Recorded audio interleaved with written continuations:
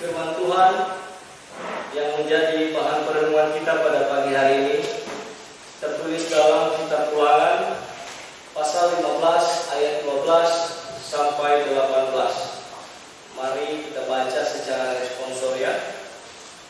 Saya akan memulai dari ayat 12 dan untuk seterusnya kita akan bergantian. Ulangan pasal 15 ayat 12 sampai 18. Beginilah firman Tuhan. Apabila seorang saudaramu menjual dirinya kepadamu, baik seorang laki-laki Ibrani ataupun seorang perempuan Ibrani, maka ia akan bekerja padamu 6 tahun lamanya. Tetapi pada tahun yang ke-7 engkau harus melepaskan dia sebagai orang merdeka. Dan apabila engkau melepaskan dia sebagai orang merdeka, maka janganlah engkau melepaskan dia dengan tangan hampa. Engkau harus dengan limpahnya memberi bekal kepadanya dari kambing dombamu, dari tempat pemilikanmu, dan dari tempat pemerasanmu, sesuai dengan berkat yang diberikan kepadamu oleh Tuhan Allahmu, haruslah kau berikan kepadanya. Haruslah kau ingat bahwa engkau mendahulu budak di tanah Mesir, dan engkau diutus Tuhan Allahmu.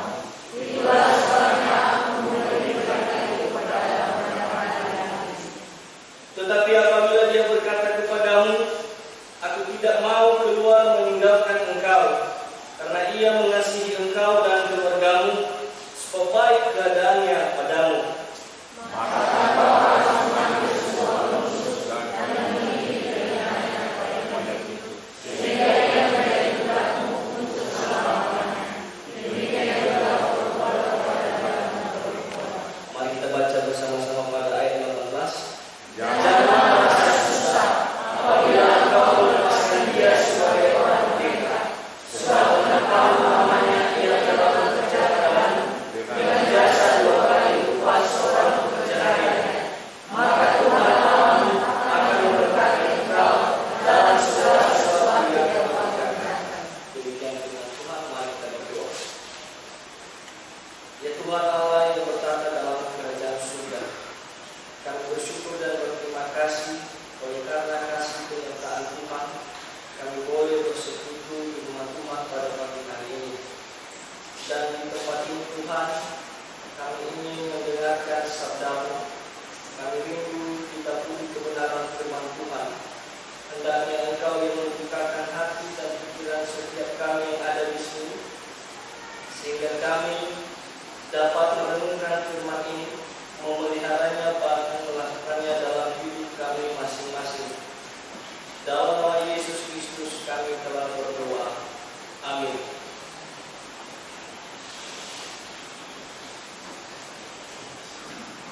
Bapak Ibu dan saudara-saudari yang terkasih, salam sejahtera bagi kita semua. Shalom.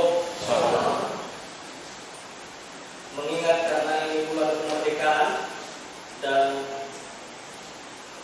pada esok hari kita akan memperingati hari kemerdekaan kita sebagai sebuah bangsa, maka izinkan saya untuk menyapa kita dalam slogan kemerdekaan kita tanpa dibarengi dengan embel-embel politik. Saya mengucapkan salam merdeka. Bapak Ibu dan saudara-saudara yang terkasih, kita bersyukur dan berterima kasih bahwa di bulan kemerdekaan ini kita masih diperkenankan untuk dapat bersekutu di hadapan Tuhan.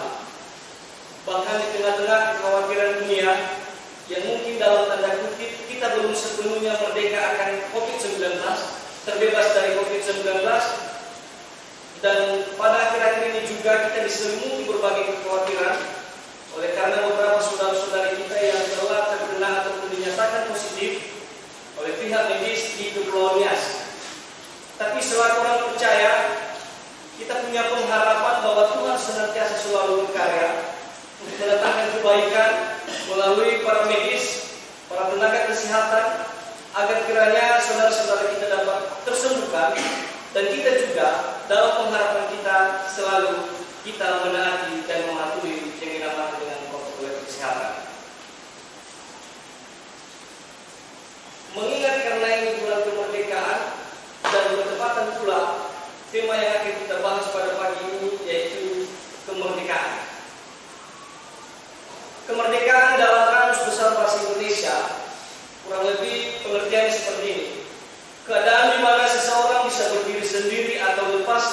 penjajahan dan perbudakan orang lain. Nah, itu gambaran umum tentang kemerdekaan. Artinya bicara tentang pembebasan dan bicara tentang kebebasan. Tidak terikat ataupun sebagai sebuah bangsa kita terbebas dari penjajahan yang telah kita alami selama kurang lebih 350 tahun yang lalu. Dan dalam firman Tuhan pada pagi ini kita akan membahas tentang kemerdekaan dari sudut pandang Alkitab. Dalam perjanjian lama, Bapak Ibu dan saudara-saudari, kemerdekaan dipahami sebagai kebebasan secara fisik. Sebuah kebebasan dari penahanan dalam penjara atau perbudakan, dan seringkali dipahami sebagai pembebasan yang didasari bahwa Allah lah yang berperan, yang berkarya, sebagaimana kasus pembebasan bangsa Israel dari tanah Mesir. Sedangkan kemerdekaan dalam PB seringkali dikaitkan dalam konsep teologis, yang artinya bukan hanya kemerdekaan dari fisik, tetapi lebih kepada kemerdekaan dari belenggu-belenggu dosa oleh kematian Tuhan kita Yesus Kristus di atas kayu salib. Nah, di dalam perikop kita yang telah kita baca dan dengarkan barusan, di sini membahas tentang kemerdekaan para budak Ibrani, di mana di setiap tahun ke-7 apabila budak itu menyerahkan diri kepada saudara-saudarinya, maka di setiap tahun ke-7 itu dia akan dibebaskan dan diberikan kemerdekaan.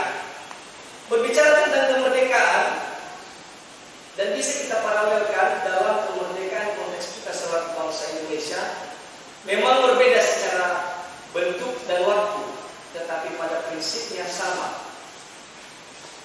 Artinya adalah bahwa kemerdekaan Israel, mereka dijadikan budak di tanah orang, di rumah orang, ataupun di tanah Mesir. Kita, Indonesia, dijajah di rumah sendiri. Apabila bangsa Israel dijajah dan diperbudak oleh Mesir, Indonesia dijajah dan diperbudak oleh bangsa Belanda dan bangsa Jepang.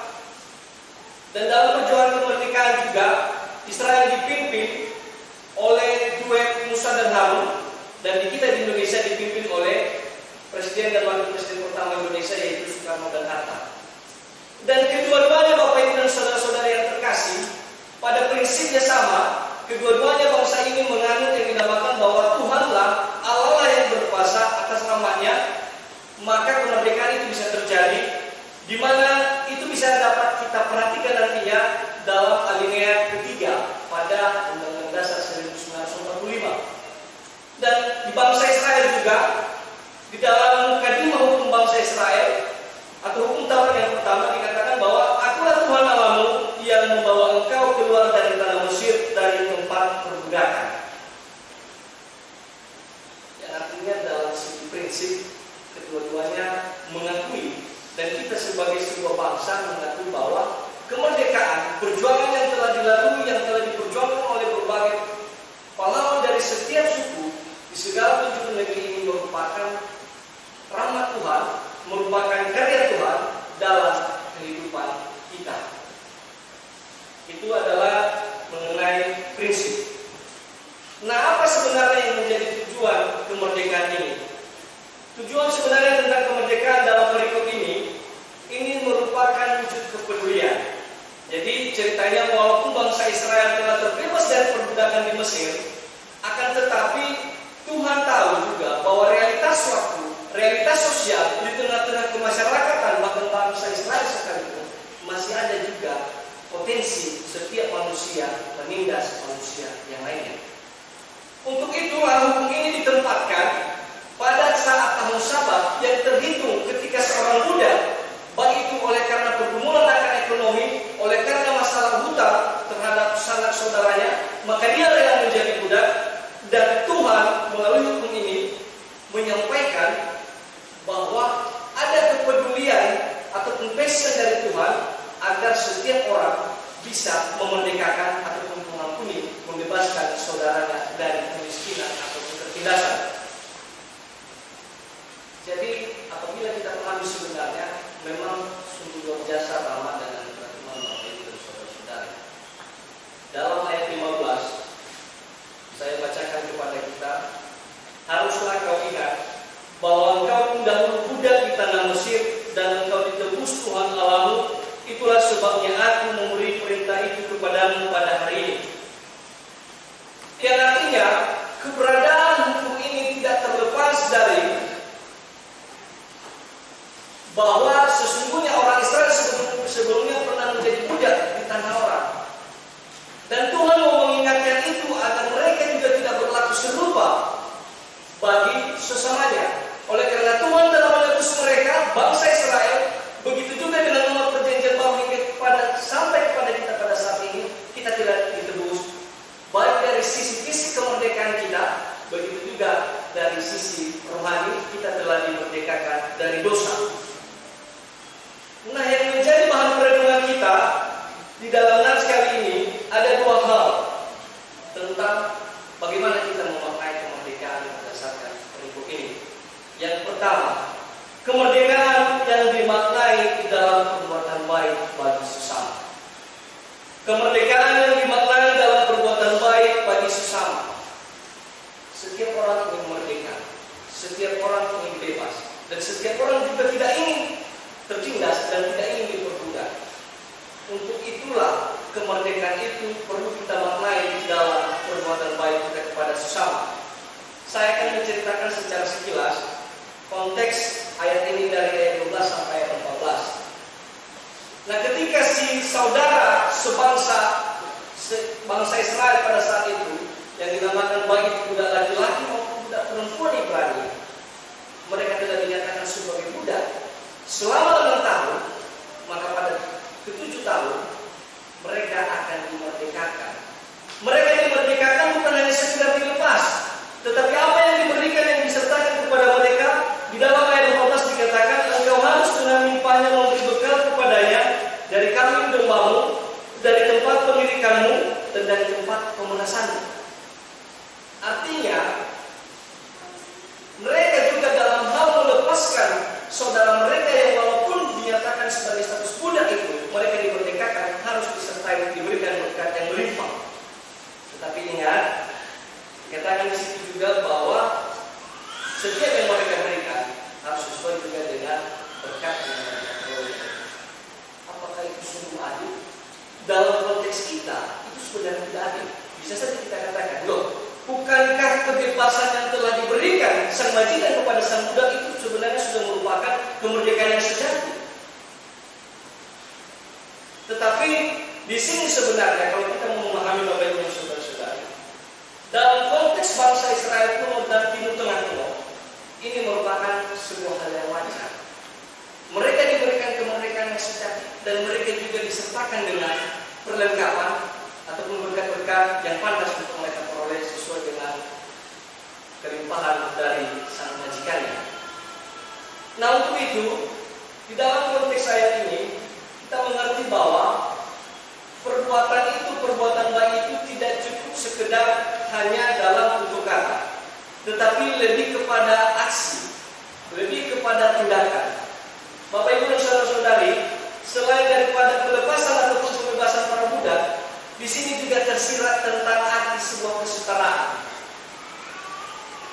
Setiap tindakan kita bagi sesama kita kadang-kala disekat dengan sekat-sekat sosial, dibatasi dengan perbedaan-perbedaan pendapat, dibatasi dengan perbedaan-perbedaan suku, agama maupun ras. Akan tetapi di sini dinyatakan kita lihat bahwa baik seorang laki-laki Ibrani maupun seorang perempuan Ibrani wajar diberikan kemerdekaan. Sebenarnya dalam konteks bangsa Israel itu sebenarnya baik laki-laki dan perempuan, status laki-laki itu lebih tinggi derajatnya daripada status perempuan. Akan tetapi kesetaraan ini kadang-kadang dipersempit hanya sebatas bagi bangsa Israel saja. Bagi bangsa asing tidak berlaku. Di mana kita tahu hal itu dalam Ulangan pasal 23 ayat 20 dikatakan, dari orang asing boleh engkau memungut bunga, tetapi dari saudaramu janganlah engkau memungut bunga, supaya Tuhan Allahmu memberkati engkau dalam segala usahamu di negeri yang engkau masuk untuk mendudukinya. Nah, artinya di sini adalah kebaikan ataupun memerdekakan orang lain dari sudut pandang bangsa Israel itu masih terbatas dari sisi satu bangsa ataupun satu tanah air. Apabila dia orang asing, maka bagi dia batallah perlakuan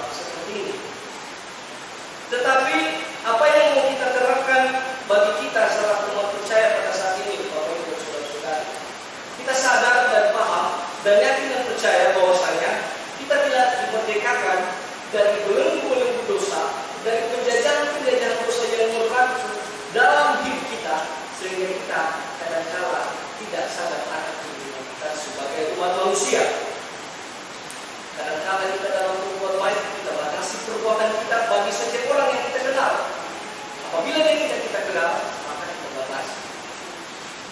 Saya masih ingat dalam sebuah semboyan negara Prancis, semboyan mereka mengatakan ada 3 poin itu. Yang pertama, liberté, égalité, dan fraternité. Di mana ada kebebasan, di situ ada kesetaraan, dan di mana ada kesetaraan, di situ ada persaudaraan. Artinya kita memandang orang lain secara setara, iya, dalam berbuat. Tetapi lebih daripada itu, kita harus memandang orang lain juga dalam kesetaraan itu sebagai saudara kita. Kadang-kadang ini saya simpulkan dalam sebuah beberapa kalimat kira-kira seperti ini. Dalam berbuat baik kepada sesama, hendaknya kita jangan kebanggaan atau terindikasi. Meskipun status sosial kita tidak sama, tetapi setidaknya kita adalah satu suku. Meskipun kita bukan satu suku, tetapi setidaknya kita adalah saudara sebangsa dan setanah air.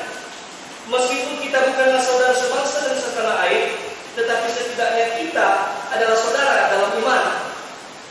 Bahkan meskipun kita tidak saudara dalam iman, tetapi setidaknya kita saudara dalam manusia. Artinya Bapak Ibu dan saudara-saudari, hendaknya setiap kemerdekaan, baik dari segi jasmani maupun rohani yang telah kita peroleh dalam hidup kita selaku umat percaya, terlebih oleh karena kita telah dibebaskan dari belenggu dosa dan tuntutan hukum Taurat, maka kita juga selayaknya harus berbuat baik secara sepenuhnya kepada sesama kita.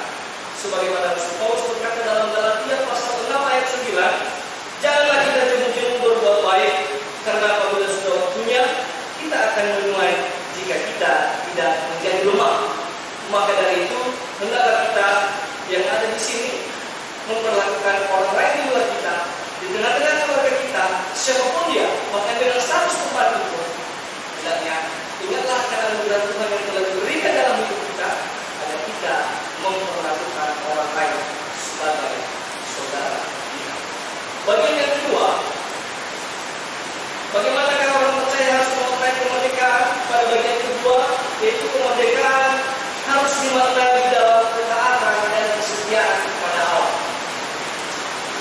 Dalam konteks ayat 16 sampai 17, di situ dikatakan bahwa jika seorang muda itu tidak mau berpisah atau keluar dari tempat majikannya oleh karena dia mengasihi majikannya, maka sang majikan akan melakukan hal yang seperti ini. Dia mengambil sebuah penusuk dan mendidik telinganya pada ibu sehingga dia menjadi budak yang selama-lamanya.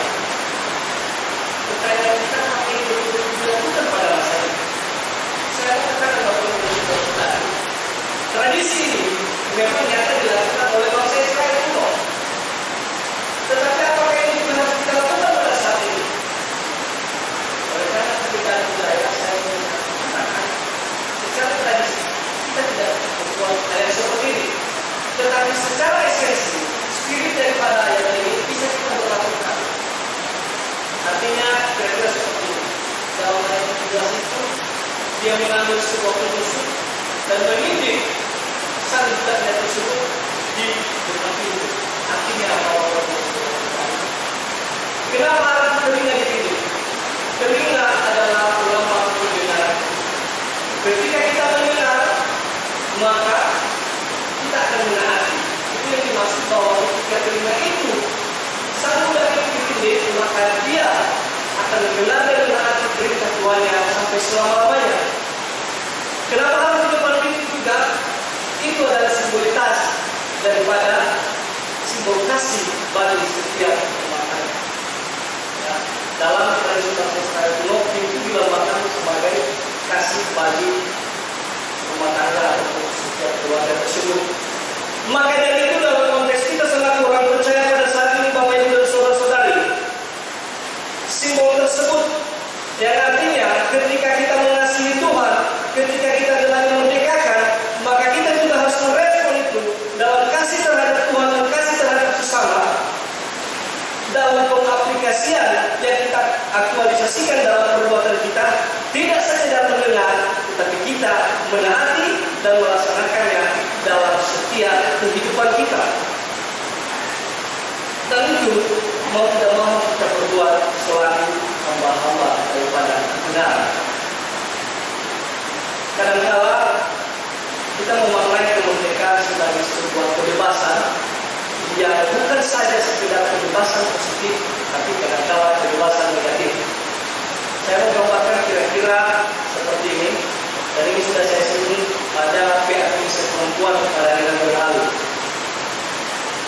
Ini layaknya seorang anak yang ingin merantau di negeri orang, baik itu dalam rangka untuk studi maupun mencari pekerjaan.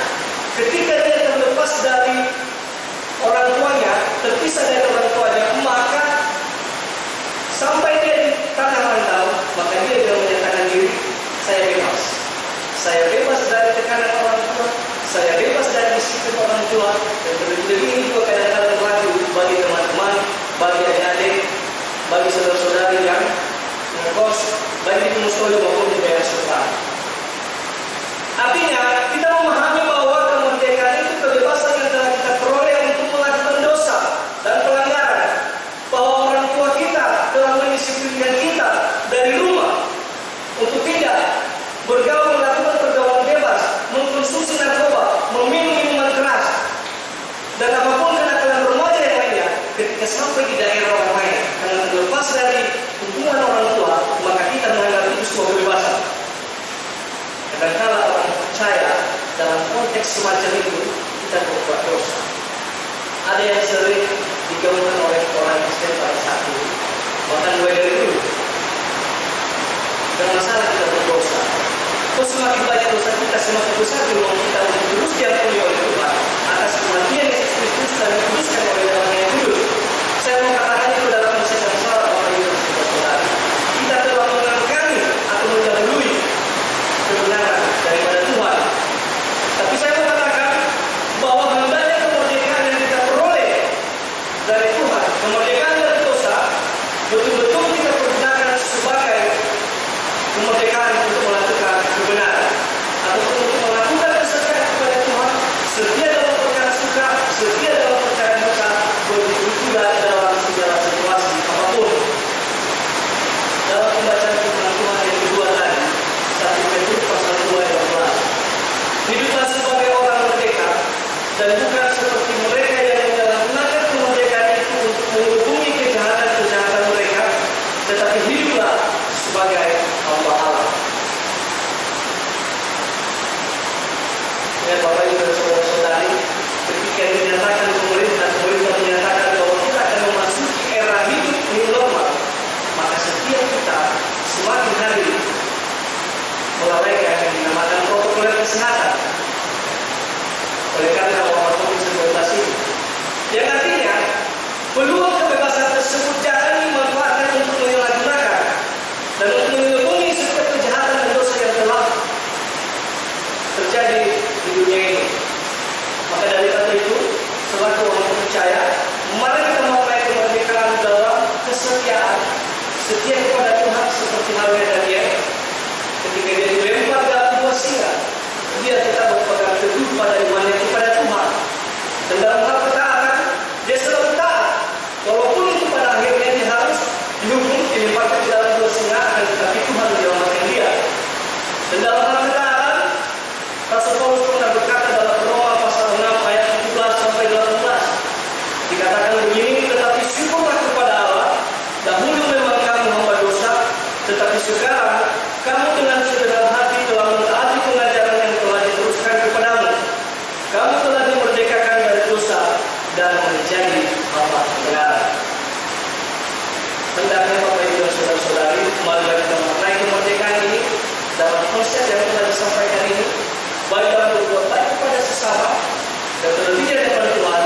Mari kita setia dalam segala hal dan menaati perintahnya. Tuhan Yesus memberkati. Ayat hafalan Ulangan pasal 15 ayat